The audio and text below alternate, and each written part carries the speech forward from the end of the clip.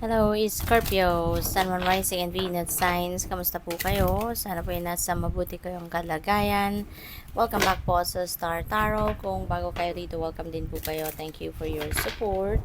I truly appreciate it. God bless you all po. And please subscribe, like, share, and leave me a comment po kung nakaresonate po kayo. So, first message po ninyo is judgment. Ayan. So, this is for general life, no, na message para sa inyo. So meron ditong rebirth, no? There is a promise of rebirth dito sa buhay ninyo.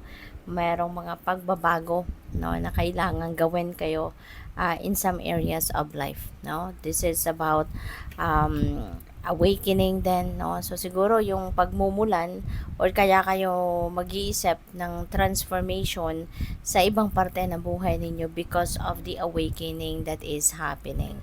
Meron ditong pagbabago, no, na gagawin kayo in various areas of life dahil marirealize ninyo na it's about time na to change the course of your life. It's about time na to change kung ano man yung mga nangyayari sa buhay ninyo. Kasi maaaring, kumbaga, long overdue na, 'di ba? Yung pagbabago na yan, kailangan ng baguhin for the better. At maaaring matagal nang ganyan ang sitwasyon and maybe ngayon you are awakened, no? Merong light bulb moment na nangyari sa inyo or maybe there is a situation na nangyari sa inyo na nagbukas ng iyong isipan na it's about time na, no, na mag-create ka na ng pagbabago sa inyong mga sitwasyon. Okay? So, pagdating naman sa inyong money, career, and finances, we have Magician. So, this is a new beginning energy. Meron kayong sisimulang bagong ganap dito, no? Lahat ng kailangan ninyo nasa harapan nyo na, no? Equipped na kayo dito para simulan na, no, na mag-take action patungo doon sa kung ano man ang ini-envision ninyo for yourself na gusto ninyong ma-achieve, no? Kunyari, gusto ninyo mag-put up ng negosyo, no? And for the longest time siguro, nagpo-procrastinate kayo kasi kulang pa ang pangkapital, kulang pa ang ganito, ganyan, kung ano-ano pa. So, kaya hindi kayo nagte-take action. Pero ngayon, whatever it is that you need, no, at least para doon sa first step na kailangan ninyong gawin para sa plano ninyong magnegosyo, baka nandiyan na. Kaya mag-ano ka na, tatayo ka na sa inyong kinauupuan at gagawin mo na, magte-take action ka na. You know, pwede rin ito, no, sa ibang area of life. Pwedeng pwedeng sa ano din, no? Pwedeng sa, kunyari, mag-a-apply kayo ng trabaho abroad, 'di ba? Ano ba ang kailangan ninyo para makapag-apply kayo sa abroad, 'di ba? So, maaari ngayon you're going to take action na securing the requirements, 'di ba? Unti-unti na hahanapin niyo na, kukunin niyo na yung mga requirements, no, nakakailanganin ninyong mga papeles, yung mga ganon, ano, maybe. And then, pagdating naman sa inyong finances, 'di ba? Gusto ninyo siguro na mas maging maayos ang pagpapatakbo ninyo ng inyong kaperahan. So, ngayon, maybe you are also going to start, no, to study talaga kung paano ninyo may manage ang inyong pera ng maayos. Magsisimula na kayong disiplinahin ang sarili ninyo, no, financially, yung ganon, no? So, maaring mga ganon ganap, no, pwede ninyong gawin sa ngayon.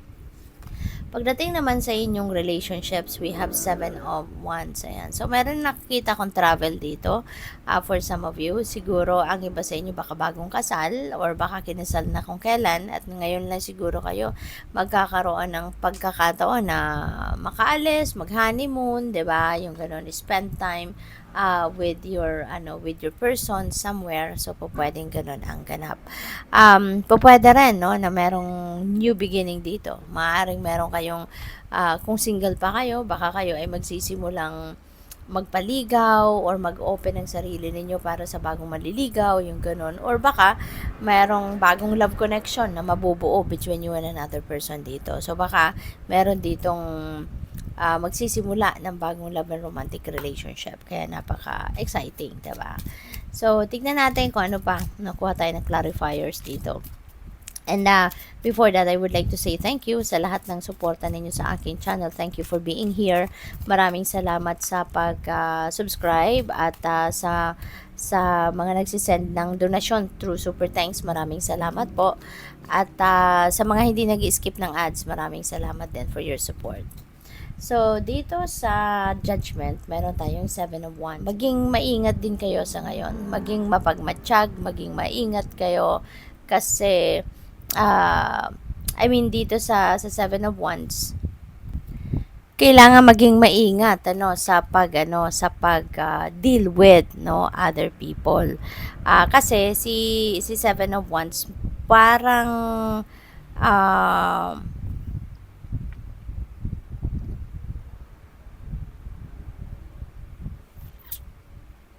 maging maingat kayo with the people that you are going to be dealing with sa ngayon kasi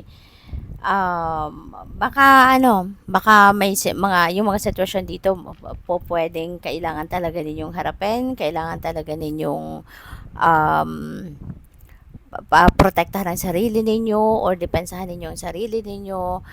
There could be a situation na kailangan na lang din naman ninyong deadmahin na lang, no? So, depende sa inyong sitwasyon, kaya kailangan na maging vigilant kayo, maging mapagmatsyag kayo para ma-figure out ninyo kung ano ang reaksyon, no, or kung ano ang dapat ninyong maging reaction sa mga sitwasyon. Okay?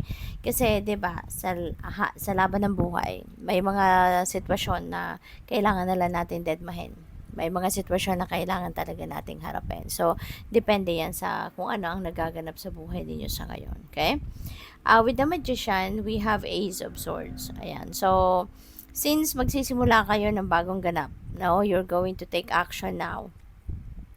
There are a lot of new information, new insights, new inspiration na matatanggap din kayo.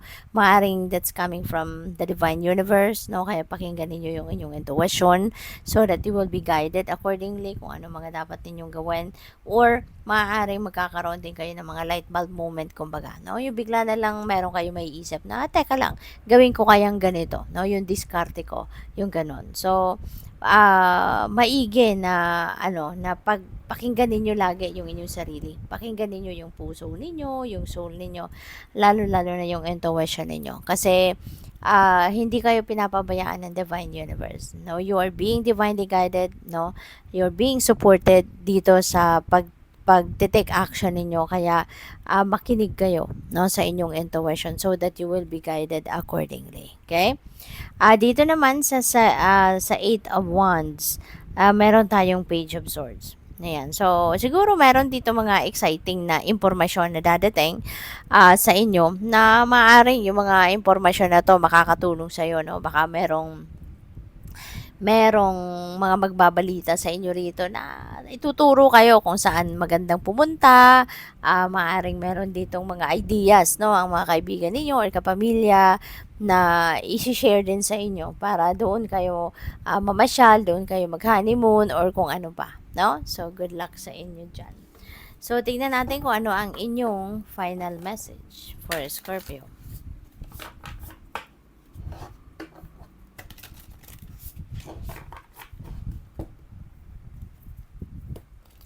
We have the witch shows her daughter the moon. Ayan. So, parang meron ditong bonding moment, no, na mangyayari between you and your daughter, between you and yung anak ninyo. Baka nagkakaroon kayo ngayon ng one-on-one, no, sa inyong anak. Maaring matagal na kayong hindi nakapag-bonding, matagal na kayong hindi nakapag-usap, matagal kayong hindi nagkasama. Kaya ngayon, maaring nagkasama kayo, nagkausap, maaari din na binisita kayo ng anak ninyo kasi baka kailangan din ng hindi lang sa baka na-miss kayo, hindi lang sa gusto niyang makasama kayo, kundi maaari meron din siyang importanteng isasangguni sa inyo. Baka this person is also going to ask you for an advice, no? So, maaring naghihingi din ito ng guidance para sa iyo, kaya gusto niya na makasama ka, no? Yung ganon. And pupwede rin na kayo, no, yung parent siguro ang matagal nawalay sa pamilya, kaya siguro ngayon umuwi na kayo at kaya nakasama niyo na yung mga anak ninyo, yung pamilya ninyo, no? Kaya merong bonding na magaganap. So, good luck po. Thank you for watching. Love and light. Namaste.